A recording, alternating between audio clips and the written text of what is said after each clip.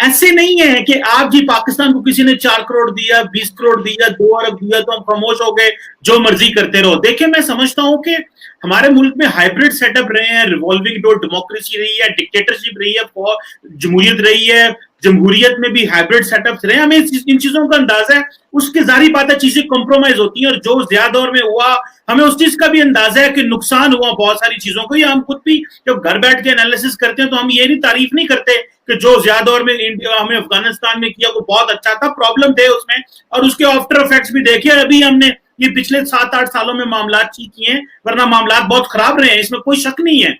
लेकिन उस वक्त की जो हमारी लीडरशिप थी, वो भले सिविल थी भले मिलिट्री थी, उन्होंने ये फैसले कर लिए। उन्होंने कहा भाई हमें जो है इस तरह की अगर हम ये करेंगे तो हमें उससे ये फायदा होगा।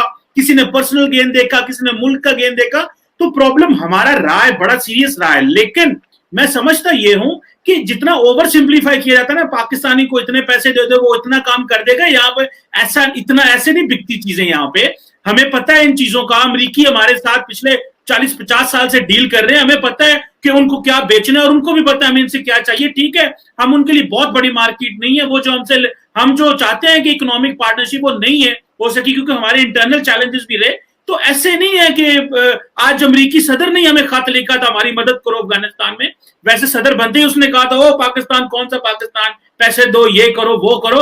बाद में फिर तरले करते रहे, लेटर लिखते रहे, रोज आते हैं जीएचक्यू में आगे इमरान खान साहब से, फॉरेन ऑफिस में आके पूछते हैं यार मदद करो, वहां अफगानिस्तान में इतना आसान नहीं है। चीमा साहब, जीएचक्यू क्यों आते हैं लोग? भाई जीएचक्यू मैं बताता हूँ जीएचक्यू क्यों आते हैं मेजर साहब।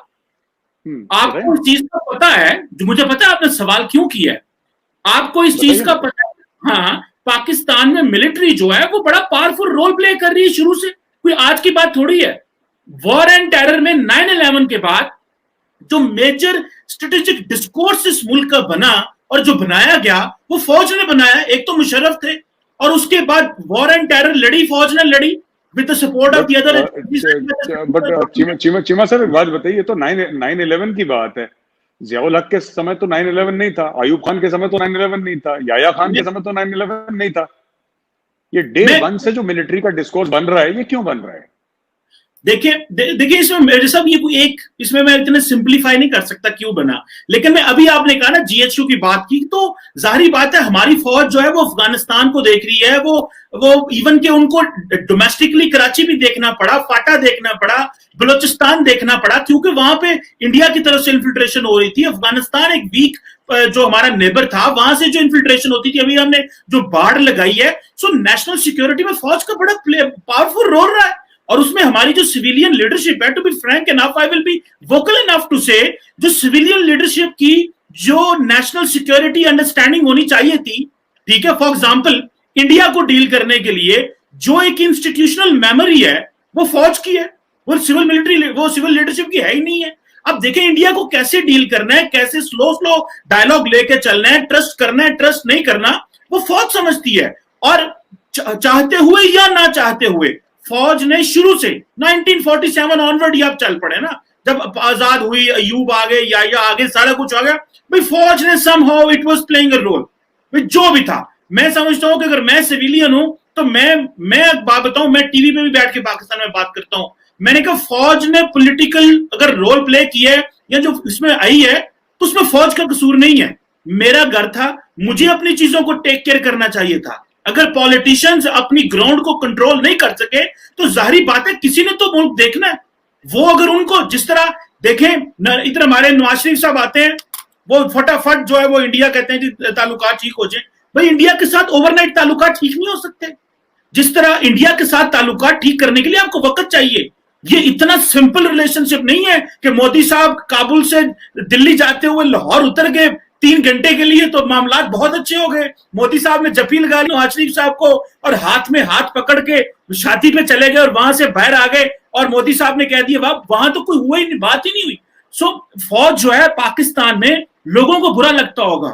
मैं समझता हूं कि फौज ने हमें इराक, सीरिया, यमन बनने से बचाया। और फौज कोई हम समझते हैं कि फौज कोई यूरोप और नॉर्थ कोरिया से नहीं आई, हमारे मुल्क की फौज है, हमें ही बचाया उसने, हमें सेव किया है। हाँ, अच्छा होता एक डेमोक्रेटिक प्रोसेस होता, अच्छा होता, कॉन्स्टिट्यूशन बहुत पहले बन जाता, आपने भी पाकिस्तान की जारी बात है, आपका तो 1951 में बन गया ना।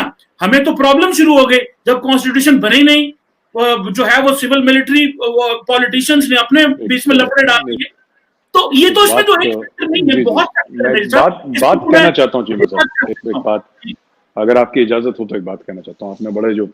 आपने तो पूरी शायरी कर दी यहाँ पे फौज के फेवर में, बड़ी अच्छी बात है, अच्छी बात है।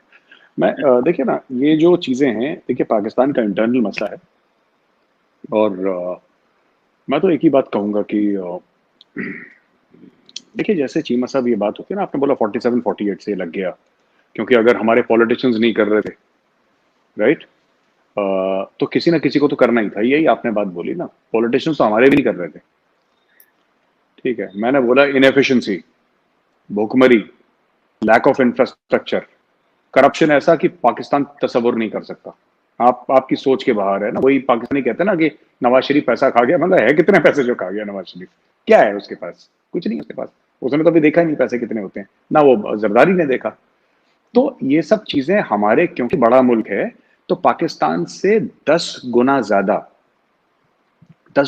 प्रॉब्लम इंडिया में थी, क्योंकि हमारी हमारी पॉपुलेशन भी आपसे 5 गुना ज्यादा है, जमीन एक का एरिया है, वो आपसे ज्यादा है, तो और एक ही मुल्क था।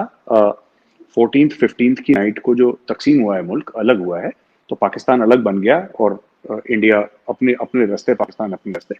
मैं आपको बताता हूँ, मैं अगर थोड़ा सा एनालाइज करें, मैं जानता हूँ आप तो इस इख्तलाफात रखेंगे, आपको नहीं अच्छी लगेगी बात, पर मुझे कहीं ना कहीं ऐसा लगता है कि सिर्फ पाकिस्तान की प्रॉब्लम नहीं है, ये प्रॉब्लम हर एक मुस्लिम कंट्री में हुई है। या तो आपके शेख हैं, या आपके अमीर हैं, या आपके जर्नैल हैं। इवन इन बांग्लादेश उन्होंने खुद अपने फादर ऑफ द नेशन को मार दिया, शेख मुजीबुर रहमान ने, उनकी फौज को ना। तो ये जो भी वहां पर है, एक जनरली इवन इन पाकिस्तान जब मैं देखता हूं, और मेरी आपकी टीवी पे काफी बार बहस भी हो चुकी थी, मतलब आपके हीरोज सारे जर्नैल हैं, ये हाथ में शमशीर लेके और घोड़े के ऊपर बैठ के सारे हीरोज हैं।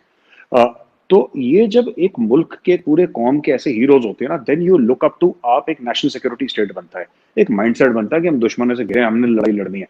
चलिए ठीक है, आप कहते हैं कि ना इंडिया से खतरा है, और हमारी फौज को पता है इंडिया को कैसे हैंडल करना है, राइट, है ना, बिल्कुल। और ब्रुनई ने तो कोई लड़ाई नहीं लड़ी, और sultan of Brunei among the richest person in the world. Brunei में क्या दिक्कत हो गई, कुवैत में क्या दिक्कत हो गई, 57 कंट्रीज हैं, मुस्लिम कंट्रीज हैं, उसमें से कोई प्योर डेमोक्रेसी मुश्किल से एक आता होगी, एक आता एक दो होंगी, वरना नहीं है। बांग्लादेश का 2-3 बार हो चुका है गेम, पाकिस्तान का 4 बार हो चुका है, राइट।